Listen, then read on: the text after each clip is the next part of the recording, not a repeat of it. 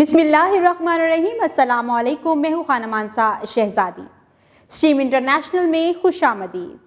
प्यारे बच्चों, हम उर्दू का तीसरा कायदा पढ़ रहे हैं और आज हम हरूफ इल्लत और हरूफ सही का तारुफ पढ़ेंगे। तो चलते हैं अपने सबक की तरफ। हरूफ तहजी में हरूफ इल्लत और हरूफ सही का तारुफ पढ़ें।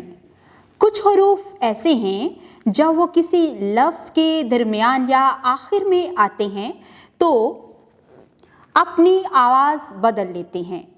ये हरूफ तादाद में 4 हैं। इन्हें हरूफ इल्लत या मसवते कहते हैं।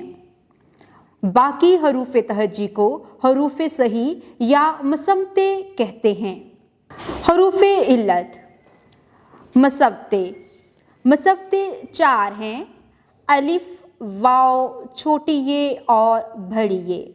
अब जब ये दरमियानी और आखिरी आवाज़ में आएंगे तो किस तरह से इनकी आवाज़ तब्दील होती है, हम यहाँ पर दिए गए अल्फाज को पढ़ेंगे और यहाँ पर हम इसकी निशानदेही करेंगे। हुरूफ इल्लत मसवते अलिफ, दरमियानी आवाज़ अबादत, आखिरी आवाज़ बा, वाव, टोपी, बाजू, ये, यकीन, बेटी, बड़ी ये, पेट, भागे। अभी हम यहाँ पर हरूफ इल्लत यानी मसवते पढ़ रहे थे। इसमें हमने दरमियानी आवाज़ और आखिरी आवाज़ के साथ इनकी आवाज़ की तब्दीली को महसूस किया है।